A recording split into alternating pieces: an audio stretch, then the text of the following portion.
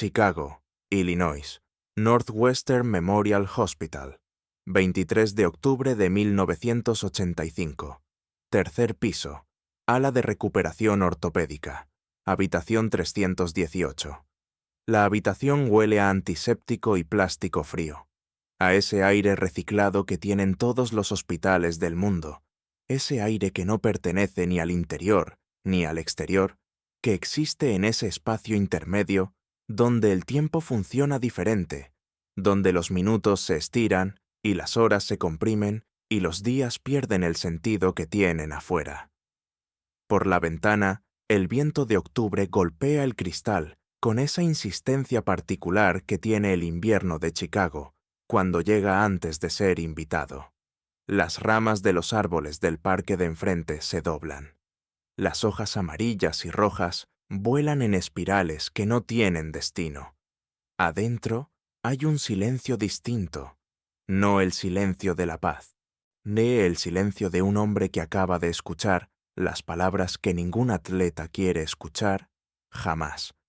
El silencio de alguien que está procesando una información que su mente acepta, pero que algo más profundo, algo más antiguo, algo instalado en el centro mismo de su identidad, se niega a recibir como definitiva.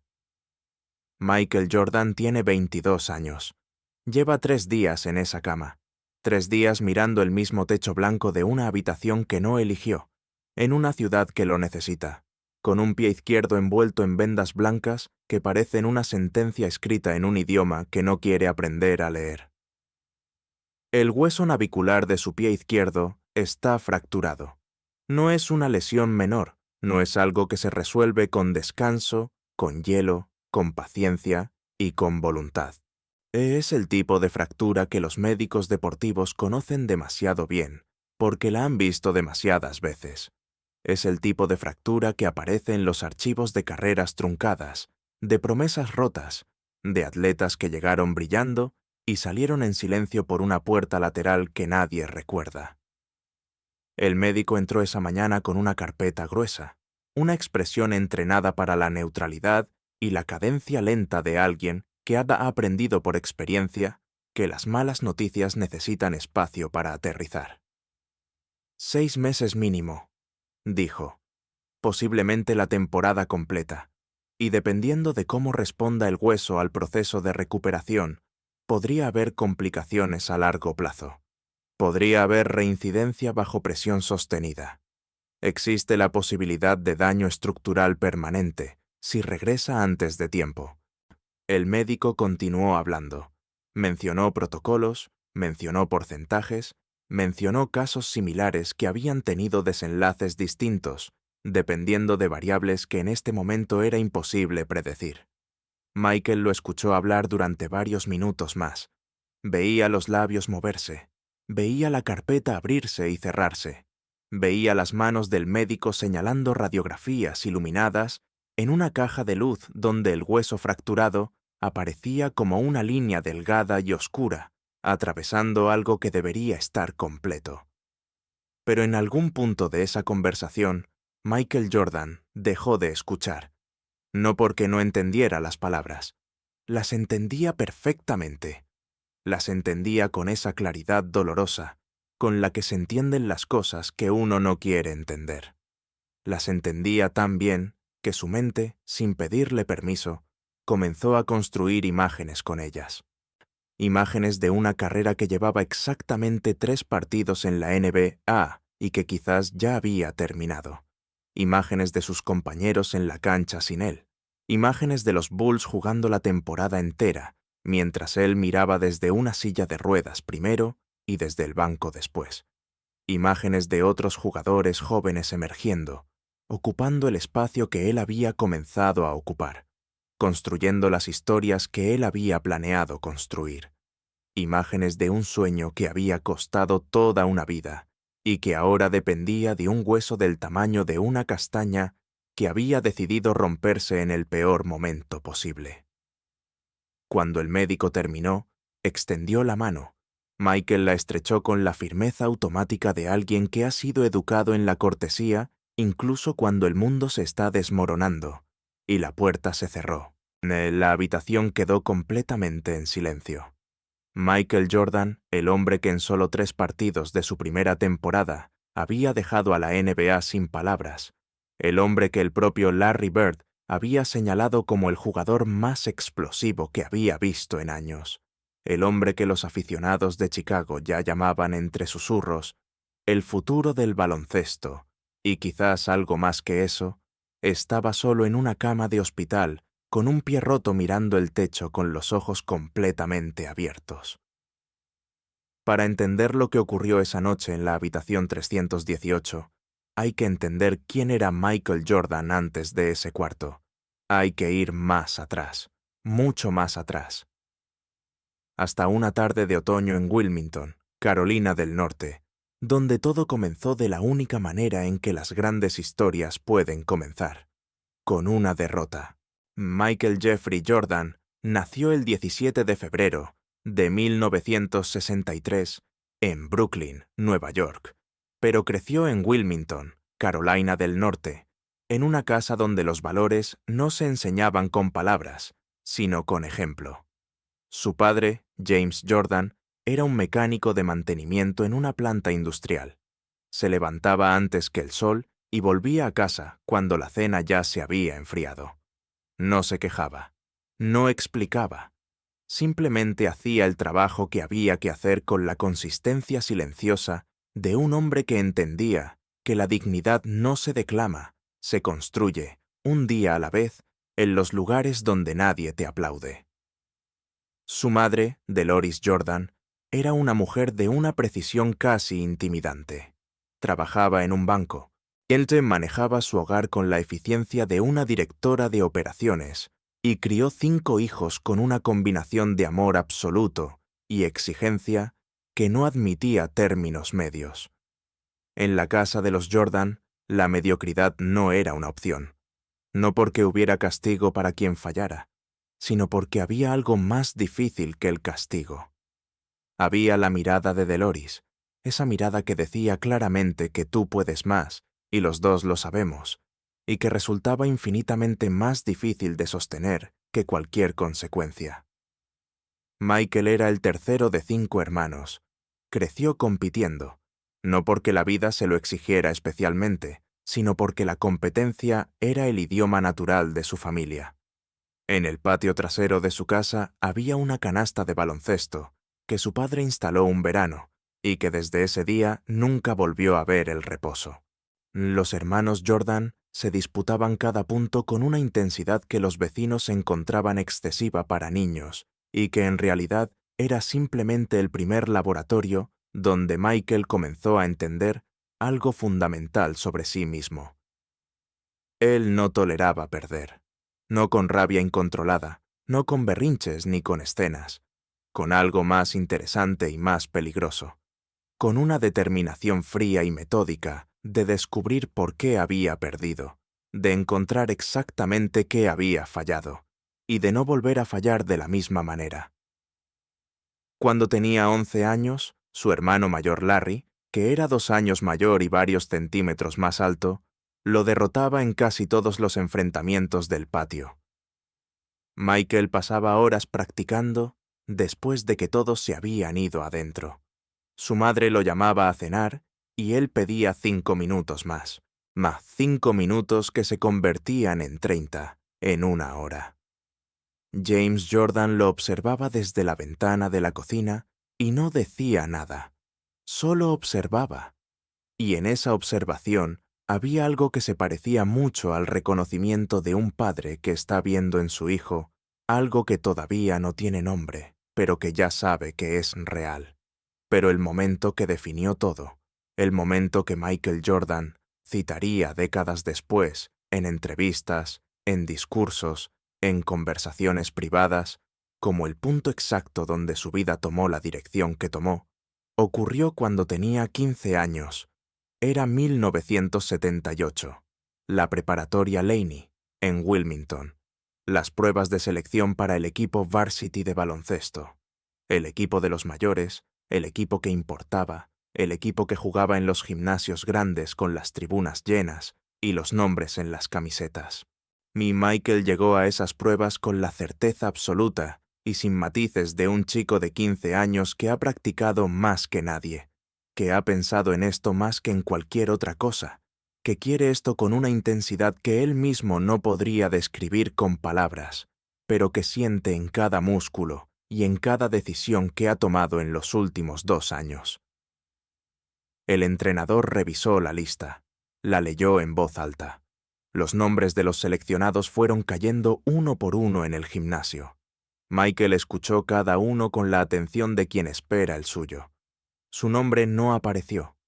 Un chico llamado Leroy Smith ocupó el último lugar del equipo. Leroy era más alto. Eso fue todo. No era mejor tirador. No era más rápido. No leía el juego con más inteligencia. Era más alto. Y en ese año, con esa lista de necesidades del equipo, la altura fue el criterio que decidió. Michael caminó a casa solo. Era una tarde de otoño, fresca, con ese olor específico que tiene Carolina del Norte cuando las hojas empiezan a caer y el aire comienza a cambiar de textura.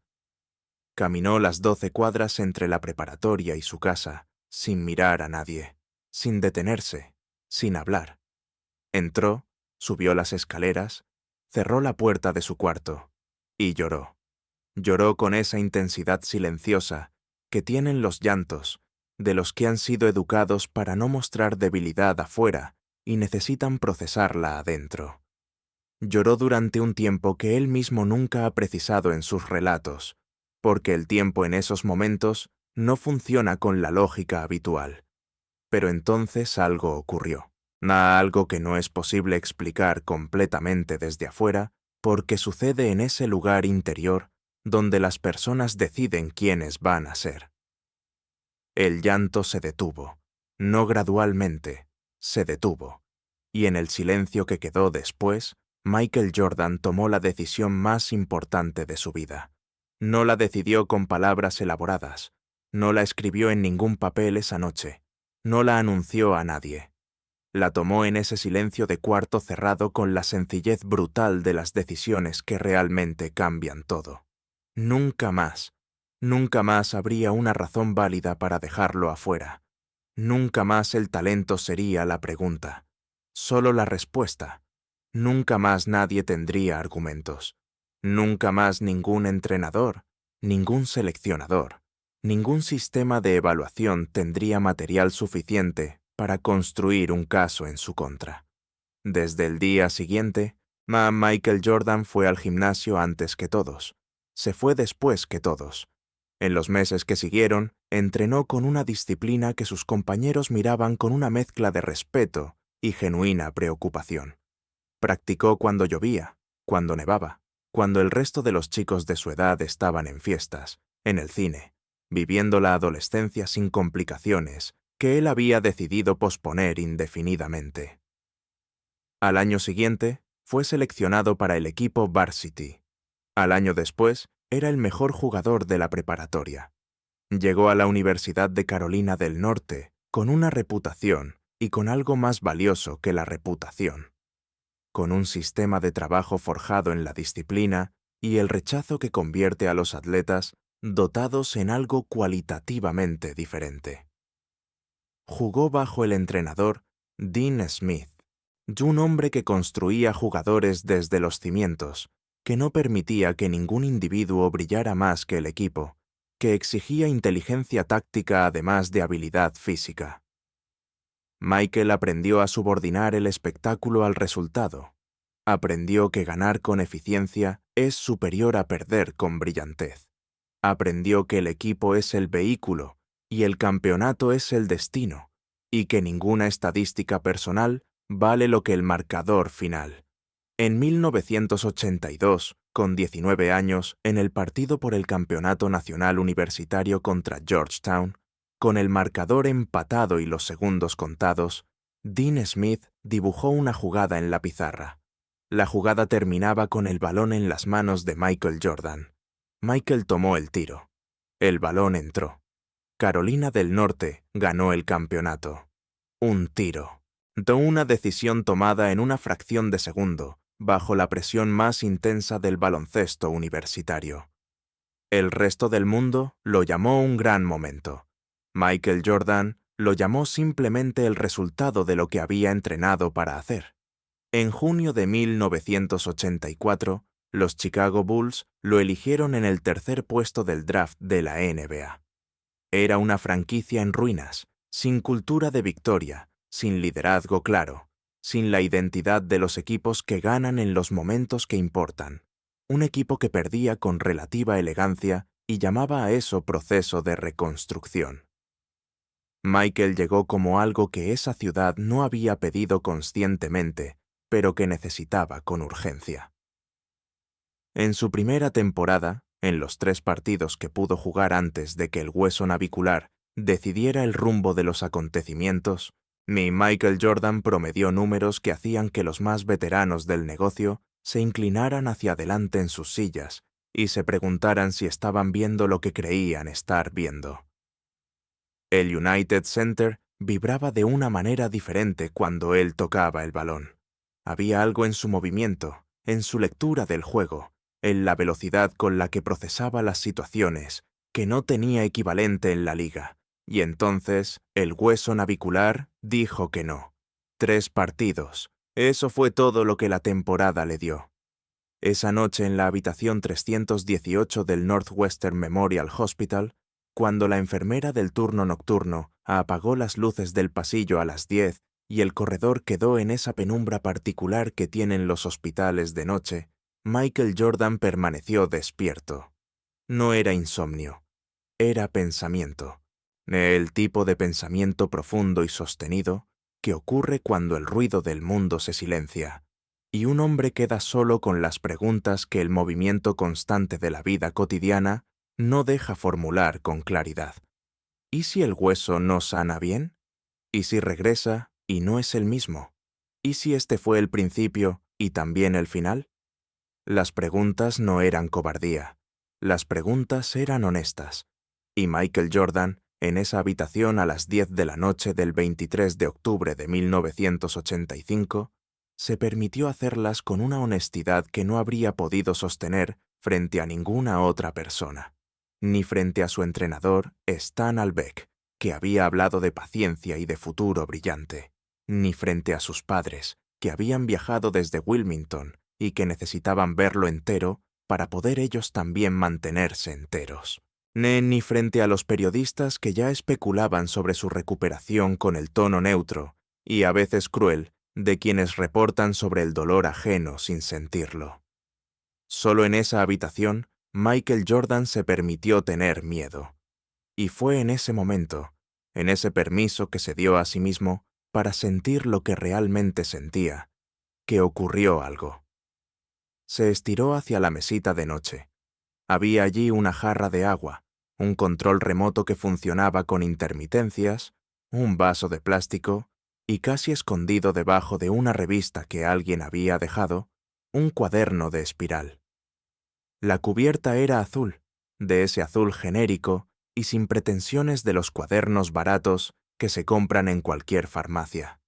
Las páginas eran blancas con líneas horizontales finas. Nada especial. También había una pluma, negra, de las que se quedan sin tinta antes de lo que prometen. Y Michael tomó el cuaderno y la pluma. Se incorporó ligeramente sobre la cama, apoyó la espalda contra la almohada y abrió el cuaderno en la primera página.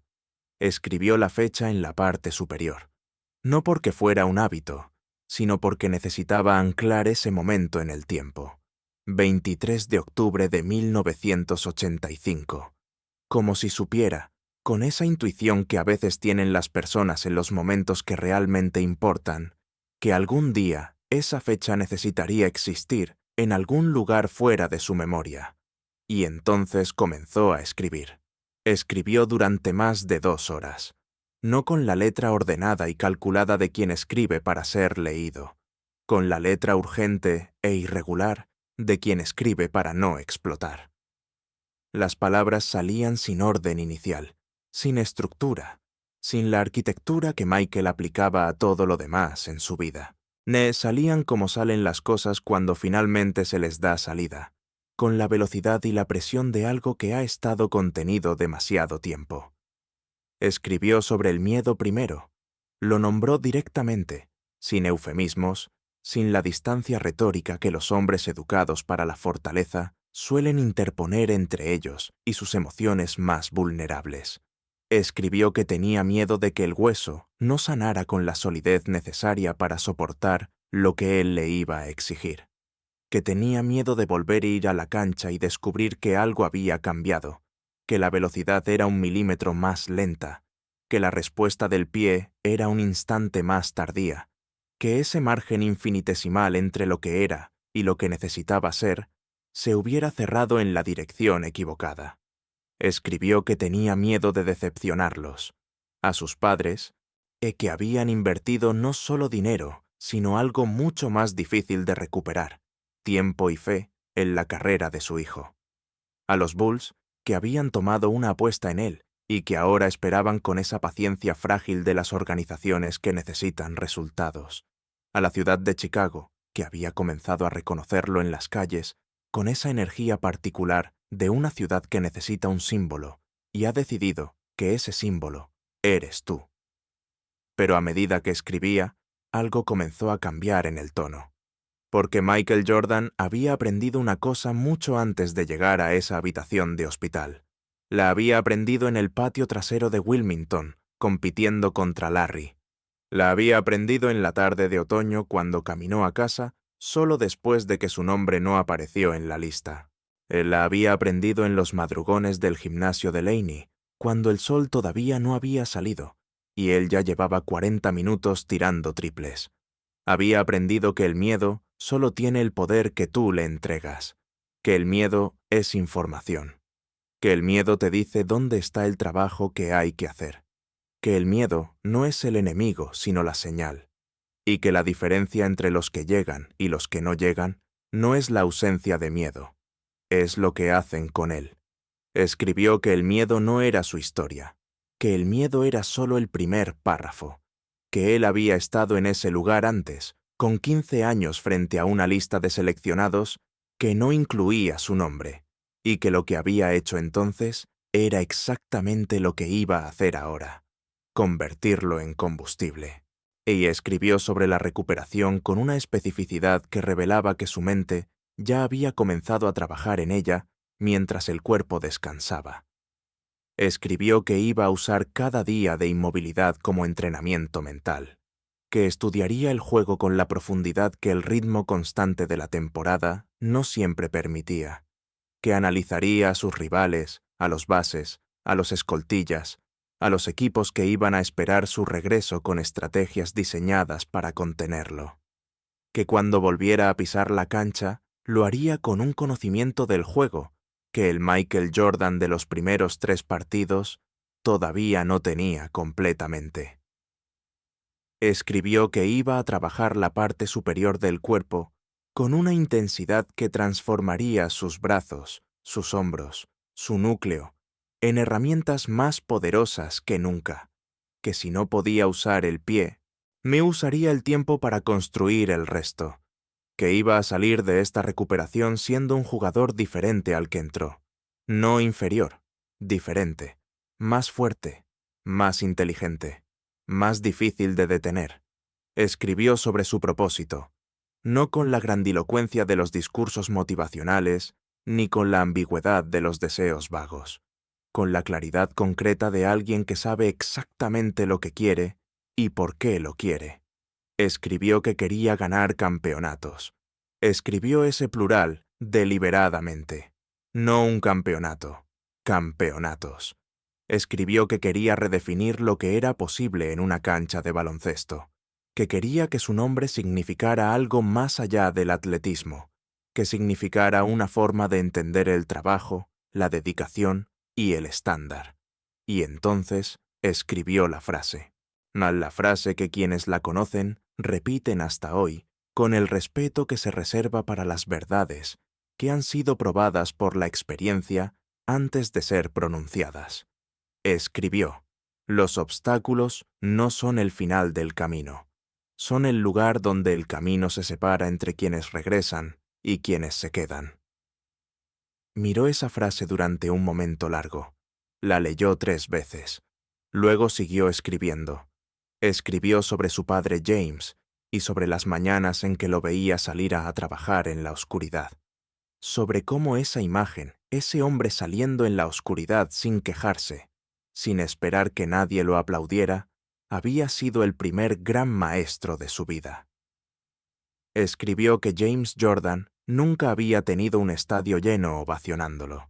Nunca había tenido contratos de patrocinio ni cámaras siguiéndolo, pero había tenido algo que Michael quería tener también. Man había tenido la satisfacción interior de un hombre que da todo lo que tiene en lo que hace, todos los días, sin excepción, sin negociar con su propio estándar. Escribió sobre su madre Dolores y sobre esa mirada que decía: «Puedes más, y los dos lo sabemos». Escribió que en muchos momentos difíciles de su carrera, cuando el entrenamiento era insoportable o la presión era aplastante, él convocaba esa mirada, no como un peso, sino como un ancla, como un recordatorio de que alguien que lo conocía desde antes de que él mismo se conociera, había visto en él algo que valía la pena no traicionar. Escribió sobre Leroy Smith. Escribió sobre el chico que ocupó su lugar en el equipo Varsity en 1978, con la ligereza casi cómica de quien finalmente puede nombrar sin rencor el momento que lo cambió todo. Escribió que le debía algo a Leroy Smith, no sarcásticamente, con genuina gratitud, porque el rechazo de ese otoño había sido el primer gran catalizador, el primer momento en que la adversidad le había mostrado quién era capaz de ser si se lo proponía. Escribió sobre Dean Smith y sobre la lección del equipo por encima del individuo, sobre cómo esa lección, que le había costado aceptar en sus primeros años en Carolina del Norte, se había convertido en uno de los pilares de su comprensión del juego, que los Bulls no ganarían campeonatos porque él fuera extraordinario. Ganarían campeonatos cuando él encontrara la manera de hacer a cada persona a su alrededor mejor de lo que era sin él. Escribió sobre el tiro de 1982, sobre lo que sintió en el instante en que la pelota salió de sus manos. No euforia, escribió, certeza. Escribió que en ese instante supo que el balón iba a entrar antes de que entrara, y que esa certeza no había sido magia ni suerte. Había sido el resultado de cada madrugón, de cada sesión de tiro extra, de cada momento en que había elegido practicar en lugar de descansar.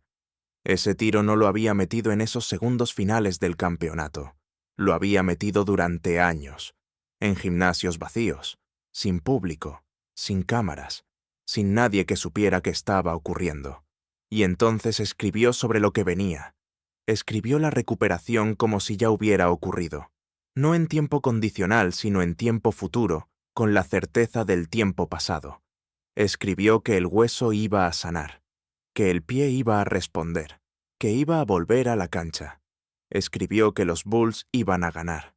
No ese año, quizás no el siguiente, pero iban a ganar. Escribió que él iba a ser la razón por la que ganarían, y también la razón por la que sus compañeros serían mejores jugadores de lo que habrían sido sin él. Escribió que este momento, esta habitación, esta fractura, esta noche con miedo y pluma barata y cuaderno de espiral azul, iba a ser la parte de la historia que nadie vería, pero que lo haría todo posible. Cerró el cuaderno a las 12:20 de la noche. Lo dejó sobre la mesita de noche, junto a la jarra de agua y el control remoto que no funcionaba bien. Apagó la pequeña luz, se recostó, y por primera vez desde que el médico había entrado esa mañana con su carpeta y su expresión entrenada, Michael Jordan durmió, no con la ligereza del que no tiene problemas, con la profundidad del que los tiene, los ha mirado directamente y ha tomado una decisión sobre ellos. Lo que ocurrió en los meses siguientes es una historia con múltiples versiones, dependiendo de a quién se le pregunte. La versión oficial es que los Bulls y su cuerpo médico establecieron un protocolo de recuperación conservador. 6 meses de inmovilización gradual, fisioterapia progresiva, evaluaciones periódicas. La versión oficial dice que Michael fue un paciente disciplinado que siguió el protocolo.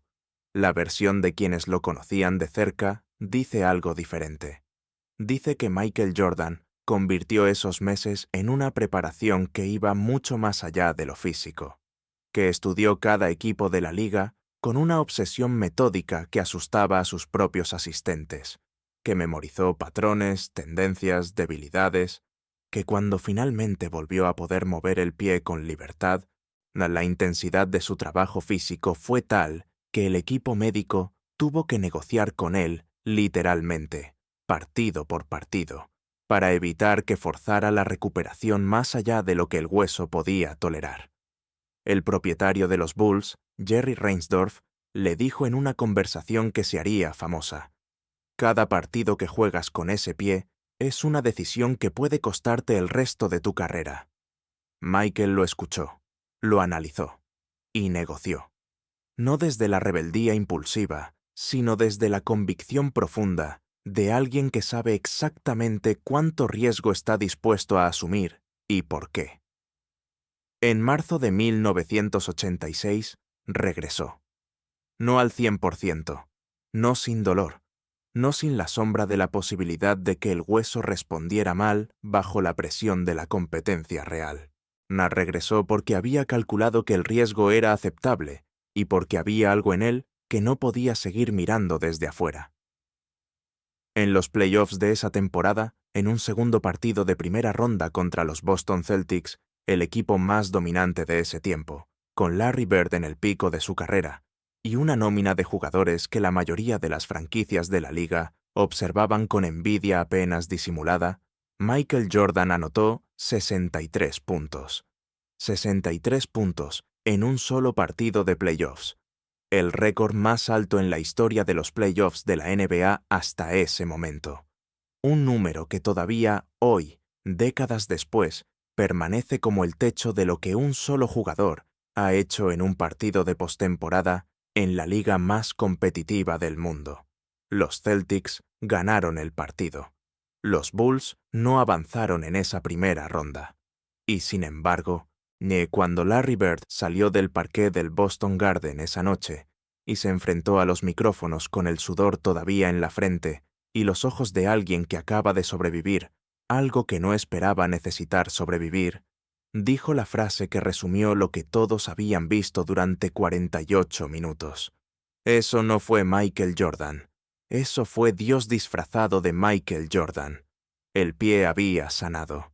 Pero algo más había sucedido también. Algo que ninguna radiografía podía mostrar y que ningún médico deportivo podía medir con las herramientas que tenía. Algo que había comenzado esa noche en la habitación 318 con un cuaderno de espiral azul y una pluma que casi se quedaba sin tinta. Michael Jordan había pasado meses en esa cama con sus pensamientos, con sus miedos, con sus preguntas y con la decisión de responderlas de la única manera que él sabía. Hoy había salido de esa habitación siendo algo cualitativamente diferente a lo que había entrado. No solo un atleta físicamente excepcional, un hombre que había mirado directamente el peor escenario posible y había construido con él, no a pesar de él, la arquitectura de lo que quería llegar a ser. Los 6 campeonatos de la NBA vendrían después, los 6 trofeos de jugador más valioso de las finales, los 10 títulos de máximo anotador de la temporada regular, las 2 medallas de oro olímpicas, el nombre que definiría una era del deporte más observado del planeta, la imagen que se convertiría en la más reconocida de la historia del baloncesto y una de las más reconocidas del deporte mundial sin calificativos. Pero quienes lo conocieron de verdad, los que estuvieron cerca en los momentos que no aparecen en los documentales ni en los resúmenes de los libros de historia, siempre dicen la misma cosa cuando se les pregunta cuándo exactamente Michael Jordan se convirtió en lo que se convirtió. No fue el primer campeonato. No fue el primer título de jugador más valioso. No fue el tiro sobre Craig Elo en 1989, ni El empuje a Byron Russell en 1998, ni ninguno de los momentos que los editores de vídeo han construido en los mejores cortes de su carrera. Fue una noche de octubre de 1985, en una habitación de hospital, con un pie roto y el miedo más honesto que jamás se permitió sentir, con un cuaderno barato y una pluma que casi no funcionaba, con 2 horas de escritura en la oscuridad de las que nadie sabría nada durante mucho tiempo. El cuaderno de espiral azul nunca fue subastado, nunca fue exhibido en un museo, nunca formó parte de ninguna exposición sobre su carrera. Quienes saben de su existencia dicen que Michael lo conserva, que en los momentos más difíciles de su vida, los que tampoco aparecen en los documentales, los que ocurrieron después del baloncesto, y fueron a veces más duros que cualquier derrota en una cancha, lo abre, no siempre para releerlo, a veces simplemente para sostenerlo. Para recordar quién era el hombre de 22 años que lo escribió con una pluma que casi se quedaba sin tinta, y el miedo más honesto de su vida. Y para recordar lo lejos que ese hombre llegó desde esa habitación oscura de octubre. Porque la grandeza no nace en las canchas iluminadas, ni bajo los flashes de las cámaras. No nace en los momentos que todos ven.